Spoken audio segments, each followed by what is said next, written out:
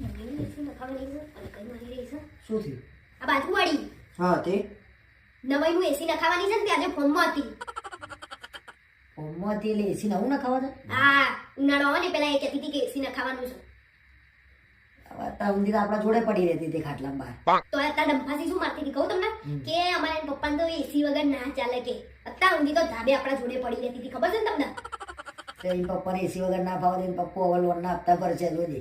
મારે એ બધું નહીં ખબર. આપણે ઉનાળો આવે ને એ પેલા આપણે ઉપર ને નીચે બે જગ્યાએ એસી નખાઈ દઈએ. એટલે તું એ મને લોનો ભરતો કરી દે ને. તાર ઘેર કઈ રીતે તારા બહુ એસી પડી રહેવું હોય તો? અરે મારા પડી નહીં રહેવું પણ મારે એને બતાવી દેવું છે કે અમે એસી લાવવાનું છે. એટલે એને બતાવવામાં તું મને બતાવી દે, એને એનો ભગવાન બતાવશે. સારું તો આપણે એક કામ કરીએ, સોલરે નખાઈ દઈએ બરાબર, એટલે એસી નું લાઇટ બિલ ના આવે ને.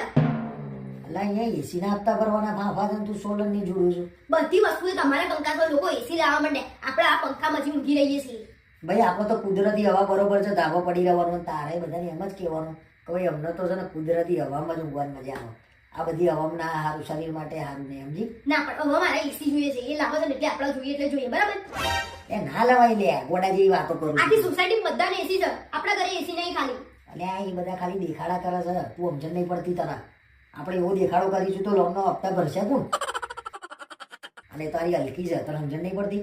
કાયમ જોતી રહી હતી તો ગાડું એ લેવડાવશે જો તું લોન કરીને. એને ક્યાંથી પૈસા આવશે? ઉપરથી પૈસા આવે છે. એ તો જમીનો બધી આ ઉલાડશે જોજે. ક્યારે વેચી મારી જમીન? કઈ હલકું મોડા હોય ને એટલે બધું વેચા.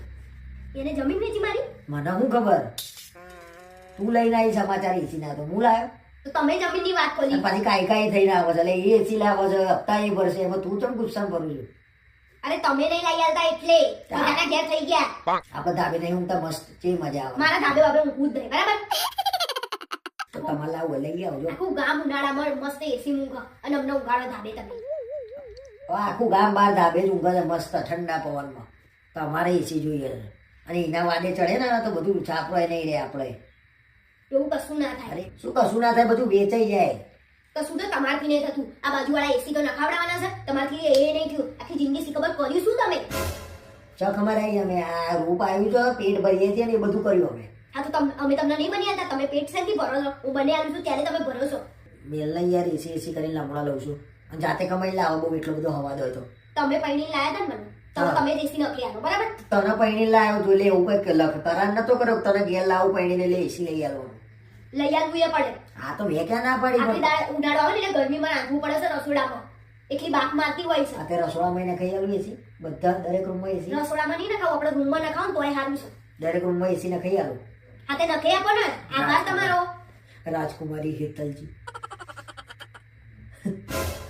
શું હસો છો? તું હસું છું, હું હસું છું. રાજકુમારી હેતલજી મને બહુ ગમાવું, બોલો ને તો તમે. એસી ચાલ સોના મને બહાર ખાટલો નાખી દે. તમે વાત જ ના કરો.